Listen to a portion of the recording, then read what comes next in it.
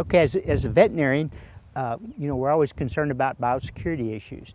And even, of course, veterinarians are regulated basically by the Animal Health Commission, USDA. So if we move certain classes of animals, whatever, interstate or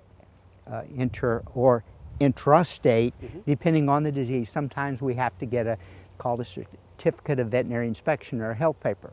So tell me a little bit about bees, because we're talking about diseases where we have to destroy hives and stuff like that.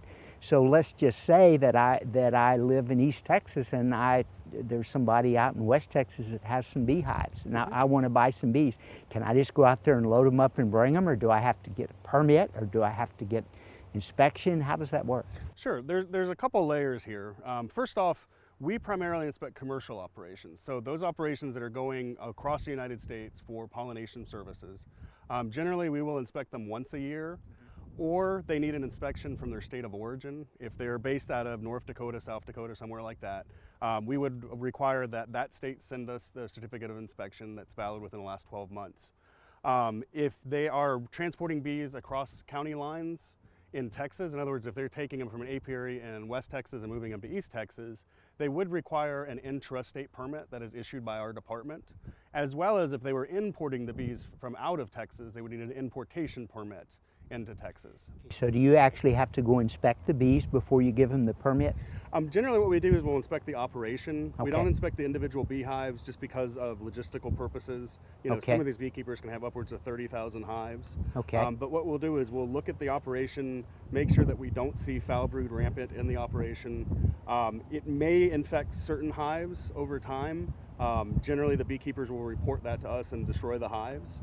But we won't inspect every single hive, but we'll inspect a subset of that operation. Okay, so as a practicing veterinarian, I'm trying to write a prescription or a feed directive, whichever is appropriate, and I'm going out and I find a piece of grass or a toothpick or whatever, and I stick it in there, and I get this ropey, foul smell and stuff. Am I obliged to report that to somebody? Am I required to report that to somebody, or is that the owner's responsibility? Or kind of tell us how that process works. Because what's our liability as veterinarians in this? As a veterinarian, you should report it to us. The owner of the hive is the one that's legally obliged to report it to us. We may work with the vet to have them destroy the hive, and after we receive samples of it, it will take that on a case-by-case basis, depending on the level of infection and how many hives are infected in that apiary.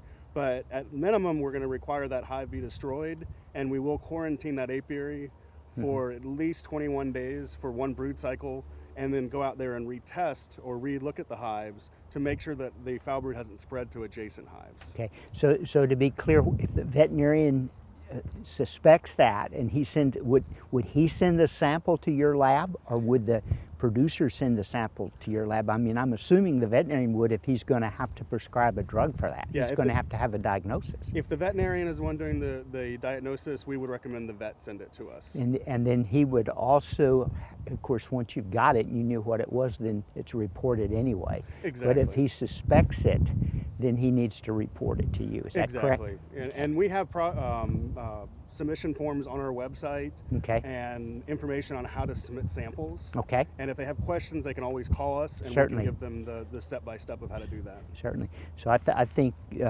kind of summing up all today, a lot of today is there will be questions, and Absolutely. And so we have your phone number and your email address. Super.